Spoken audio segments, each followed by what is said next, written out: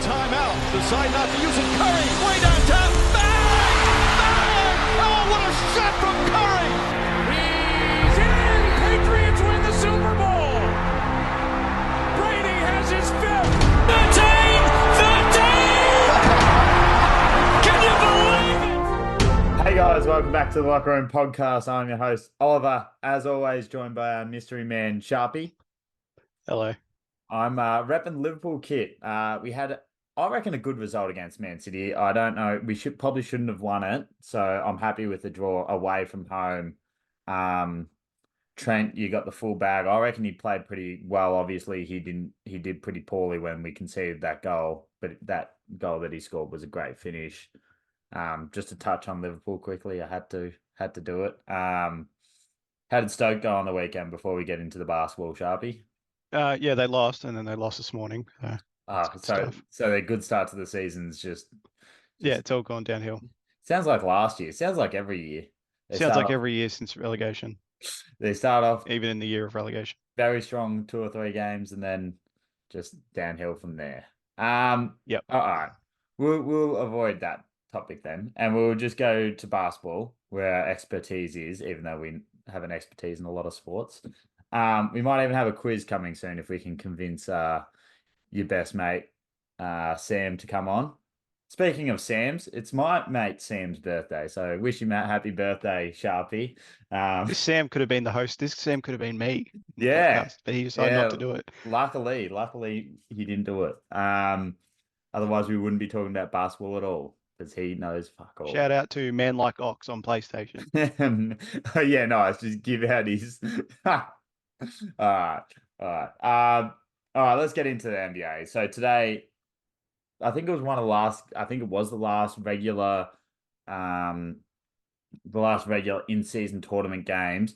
Now I'm going to go to this game because it was the last game, and it was Monk's game winner against the Warriors. They came down from, I think it was 24 points down during the game. Obviously, win it with about 6 seconds left.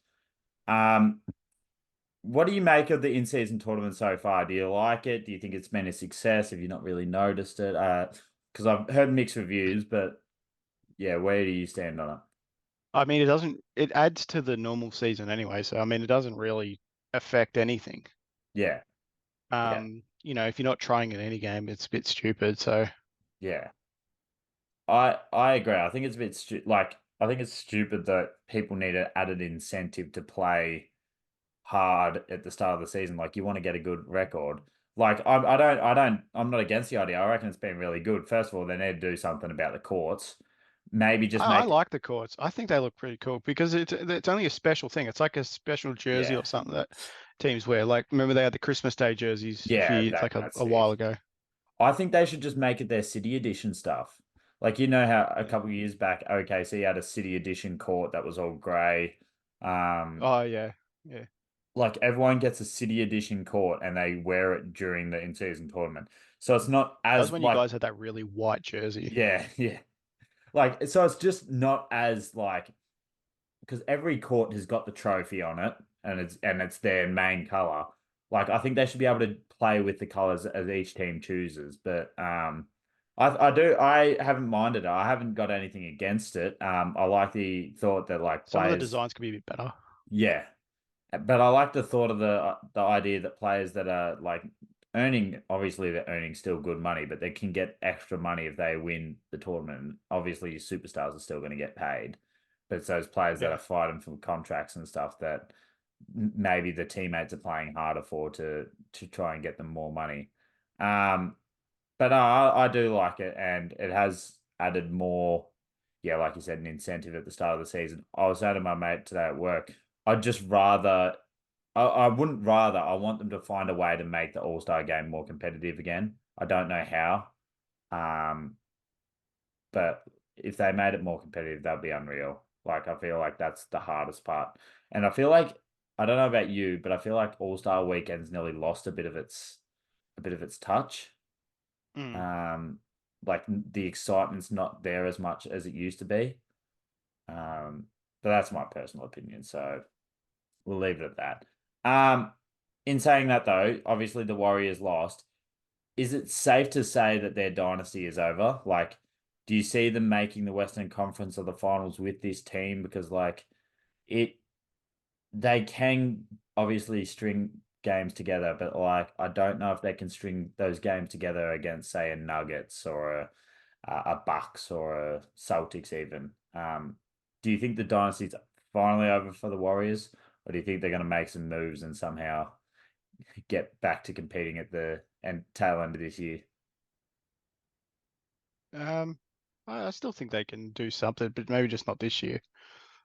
So yeah, I think the moves department. I saw that the front office apparently wasn't happy with Wiggins and how he returned in, like in the shape that he returned in, Yeah, sort of, because he took 2 months off for an undisclosed reason. I don't know. I'm not gonna say yeah, anything not about going to that. make any assumptions. Yeah, Yeah.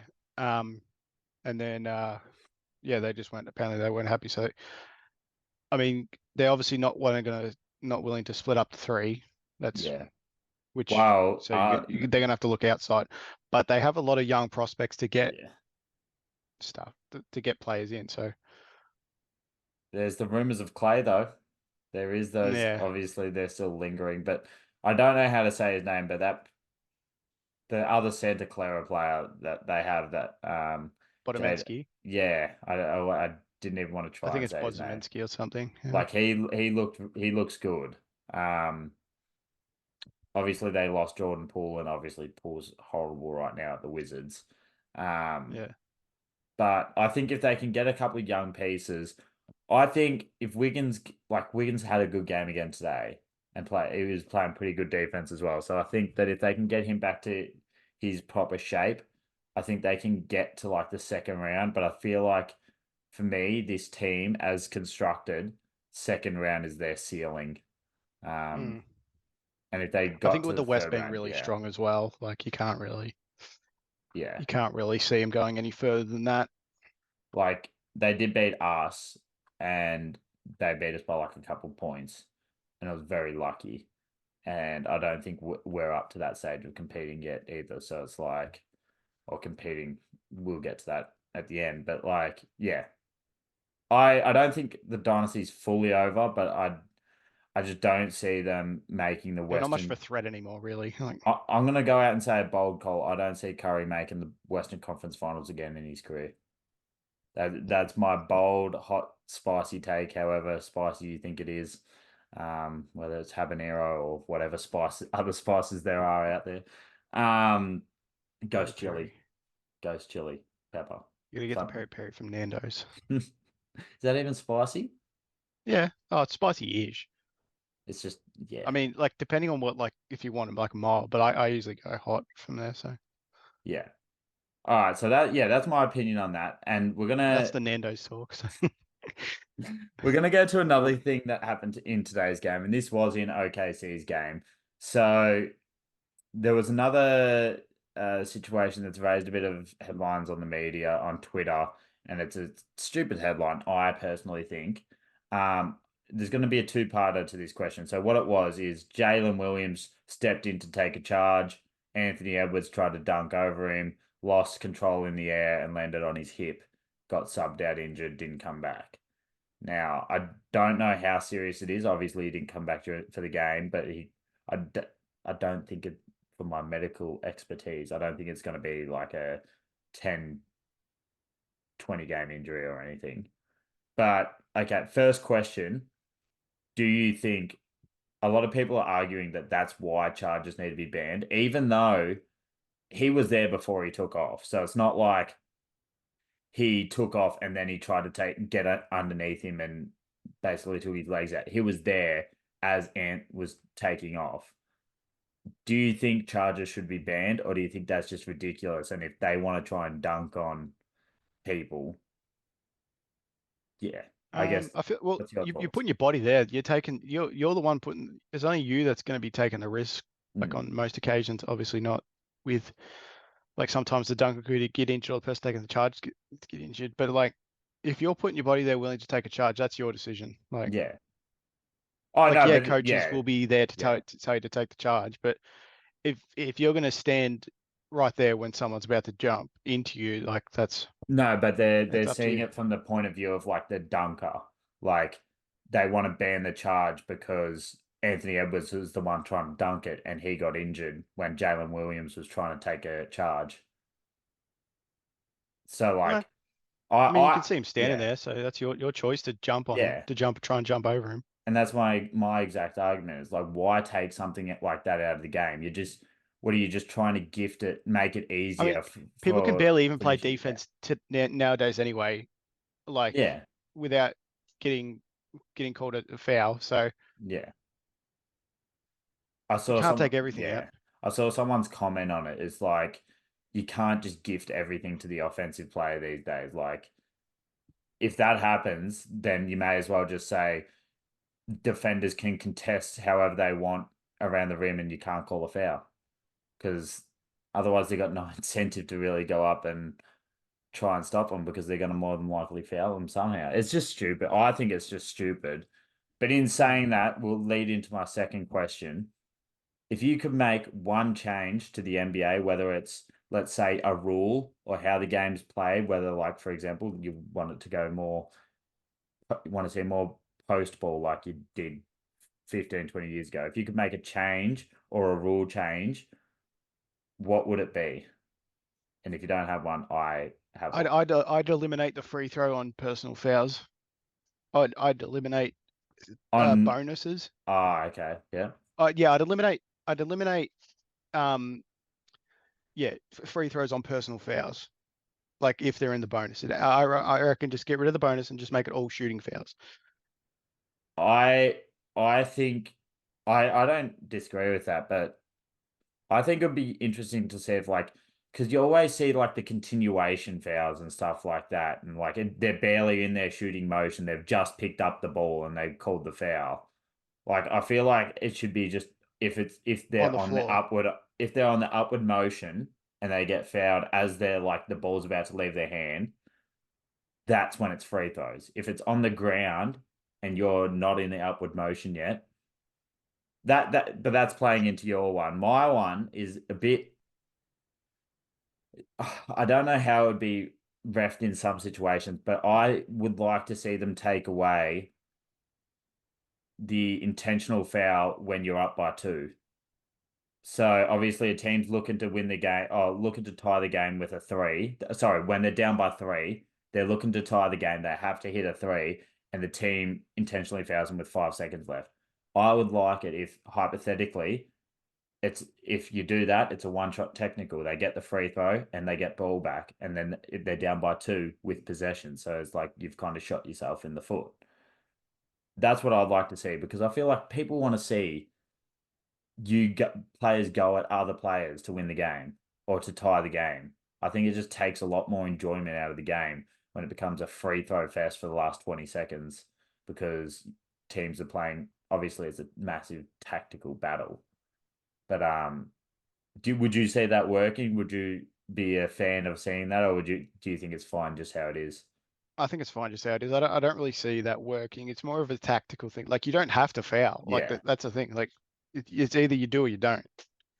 I just hate So teams that I don't hate teams that do it because I dare say OKC's done it a few times. But I mean, like there is times where teams don't foul and they just try and defend the three.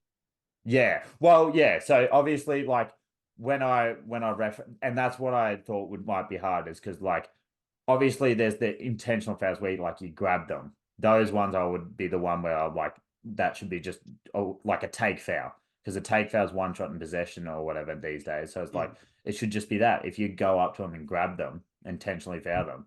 But if it's like you're defending and you're sliding to keep in front and you get called for a blocking foul, obviously that's not intentional or in a shooting motion, it's not intentional. But I just think it's those ones where they wrap them up deliberately, like as soon as they get the ball, is when I think it should be implemented. I don't think it will be, but I think it'd be Yeah. cool, and I feel like we'd see a lot more game tying, big game tying threes and stuff.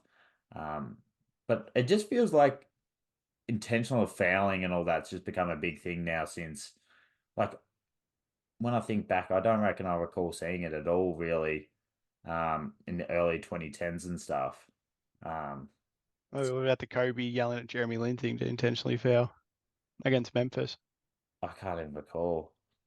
Oh, was that when he was on the bench? Oh no, No. yeah, It's when he was Kobe in the was on the court. court, Yeah, and and then Kobe had to go up and foul him. yeah, and was it Kobe on his sixth? Was that his sixth foul? No, I think he was. I think he wasn't. I don't think it was that dramatic. I don't know, but he he was was just just trying to yelling get at him to go tough. foul. Yeah. But yeah, I think that'd be a lot more interesting to see that happen. We're gonna revert back to what we discussed earlier, basically, and it's our contenders versus pretenders. So obviously, we're gonna select a few teams. We're gonna go through some teams, and I want you to tell me if you think they're pretenders or contenders. So first of all, I think we'll round out the obvious ones.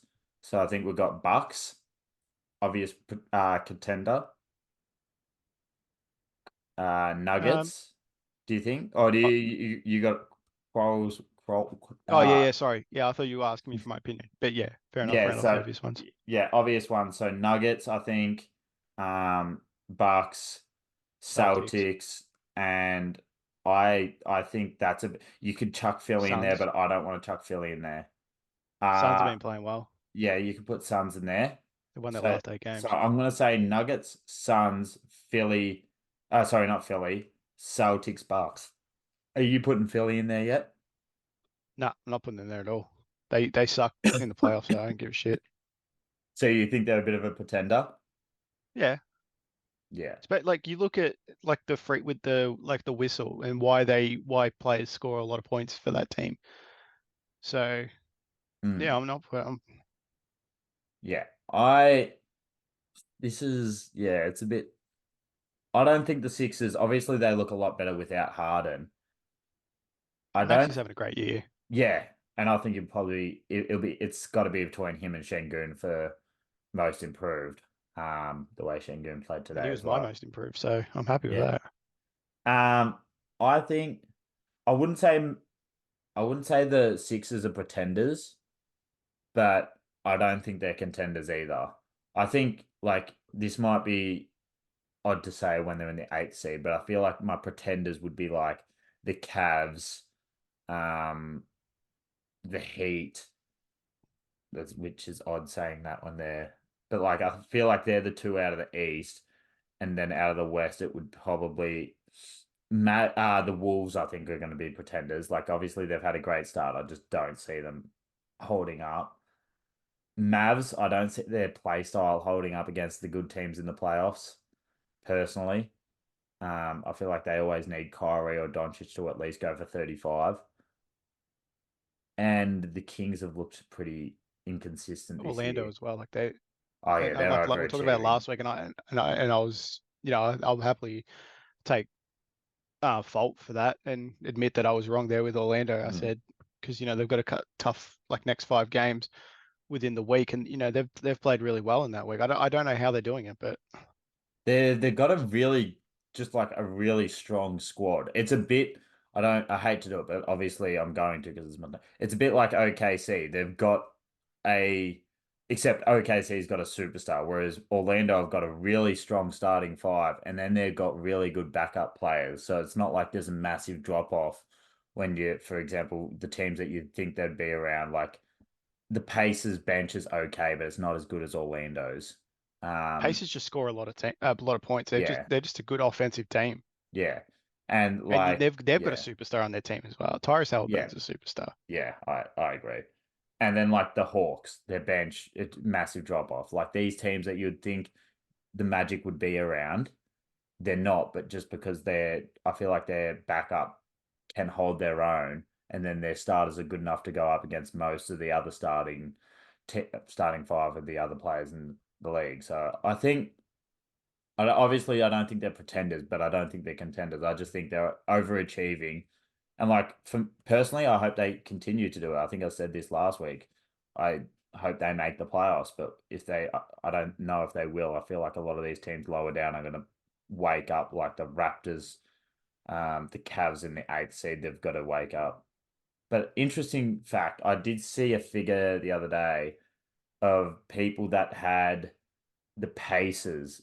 So they had tiers of like contenders, within like there's contenders and then there's the next tier down for contenders and then there's this teams that start to get a bit worse. Oh, yeah, I think it was like realistic contenders and then Yeah, and stuff yeah. like that. Yeah. They had the paces in the second tier as like within reach of being a contender. I think look, they're playing well, but I think that's a bit of a joke because like I watched their game the other day when they versed Portland, and if their shot's not falling, like they get a lot of threes, open shots, but if their shot's not falling, they lose. They either score 130 points and blow out the other team, or they chuck up a lot of bricks and they're not the best defensive side. Yeah.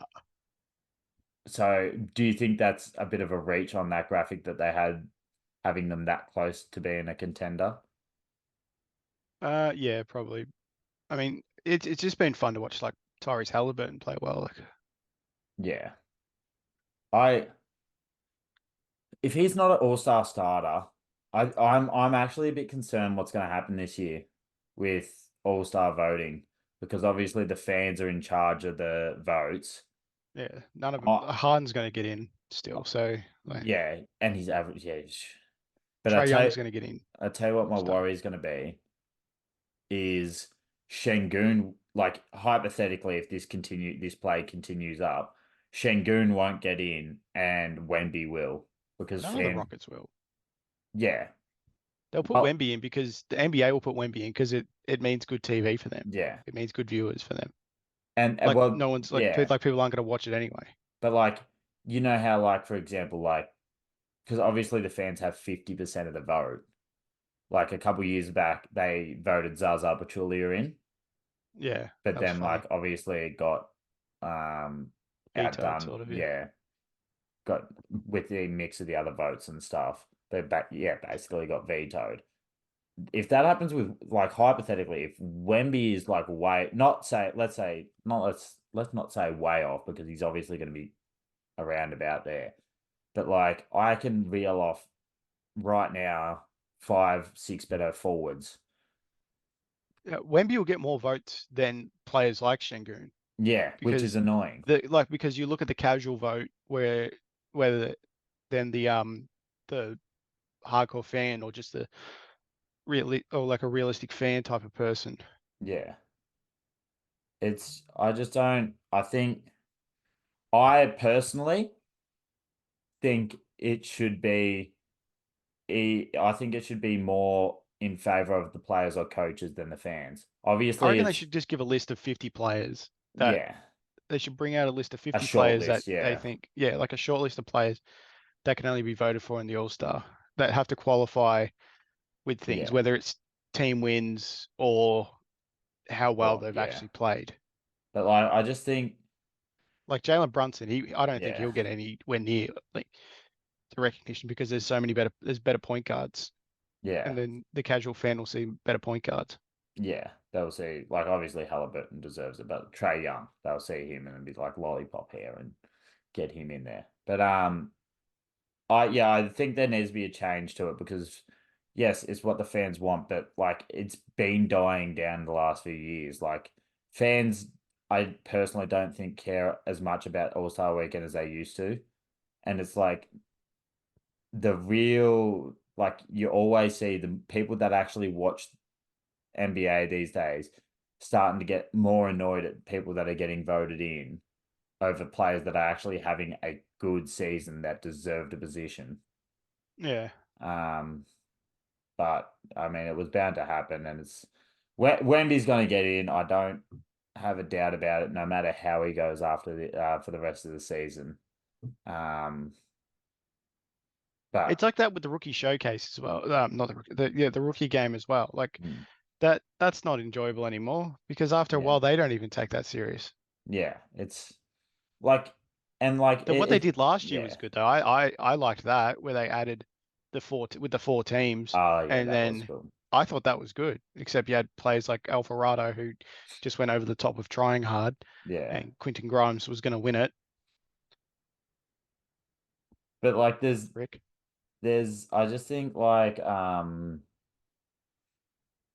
I just think like even if they do it with other awards, and I think this could easily happen, is like if Asir Thompson, however you say his name, keeps this up, why can't he be one? No, like why couldn't he win the Rookie of the Year? He's having like obviously their team is shit, but so are the Spurs.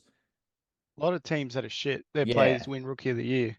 and he is having an unreal rookie season. He could. There's people saying that Wemby could be all NBA defensive team. Bloody the way Thompson's playing, like, could you really scoff at that? I reckon he'd probably deserve it more than Wemby right now. Yeah, probably. It's like that. It's just he doesn't get recognition. Well, that's the thing. Can you be in the all defensive team? This is in Wemby's case. Can you be in the all defensive team when your team is dead last in defense? Like, obviously, it's an individual accolade, but Um, like you're getting stats, but you're not a. I I mean, guess, like yeah, this isn't just a shot because it's LeBron, but he gets in all NBA teams and his team does barely even makes the playoffs. So yeah. Wait, LeBron, he hasn't missed the yeah, playoffs, has he? no, no, When like he was at Lakers and stuff. yeah, I don't know if not obviously not last year, but the yeah, year before, yeah, maybe the year for that, but they barely where they missed the play in. yeah. I'm pretty sure It's he was in one of the all NBA teams. So I think whether it was third or not. And, I think if you want to get awards, the only award that you shouldn't be having to be like top 8 seed team in or top 9 seed team in is the Rookie of the Year because you're going to a shit team. So I think all the depoys and stuff like that have to be, and all defensive teams and all NBA teams have to be in the top 9 to 10 seeds, mm. personally. Um, Oh, maybe not rookie of the year because oh yeah, no, sometimes that's except not the Rookie of the team's Year. fault, Yeah, or that say there could have been an injury on the team or something. But yeah, like Rookie of the Year, that can be like that's the one exclusion, and the all rookie team. yeah, Those two things can have teams from no matter where you finish. But I just think all NBA defensive team, all NBA team, and those NBA awards, excluding obviously Rookie of the Year, should all be top 10 teams. I don't know because you could have a player on a bad defensive team that's a good defender, and you could you know lead the league in steals, blocks, and all that, and then their team could just be bad. Yeah, But I think when it comes to defensive rating, like how good they are as an on-ball defender, yeah. I think that's when I I they should have, take it into I do wonder consideration. what they take into account for those awards. Like, is it just blocks and steals and then like defensive rating? Because like obviously I saw Chet the other day, he has one of the highest defensive, like one of the lowest. I think Drew Holiday is the lowest currently, and it's always usually Drew Holiday because he's a beast. But like field goals when defended by that player, Chet was like third or second or third. Oh, Like, okay. I don't know if they take things like that into account. I'm not saying that to back up Chet. I'm just saying, like, in general, is that I wonder if how in depth they go into advanced statistics for these awards. But obviously, it's just media members and people like that giving their votes. People like Kendrick Perkins giving their votes. Um, he's a funny character, but yeah, you're always gonna have issues with who gets voted in or who gets the awards. Yeah, But no one's ever going to be. There's never going to be a team where yeah, everyone's happy with, yeah, like, because there's always going to be oh, this person should have been in, oh, this person should have been in. But I think that's what makes the conversation like sort of exciting because you got to, you're happy that this person didn't get in there, or you're going to be disappointed that that person should have been in there. But yeah, um, and the players are going to also think that maybe they should have been in there as well. So who knows? yeah, yeah, I agree. Well, that's all we have to talk about this week. There wasn't a great deal that actually happened this week. So yeah, thanks for joining us, Sharpie. Yeah, no worries. Gonna have more consistency, and we'll see you next week. Oh Bye. yes, chompers.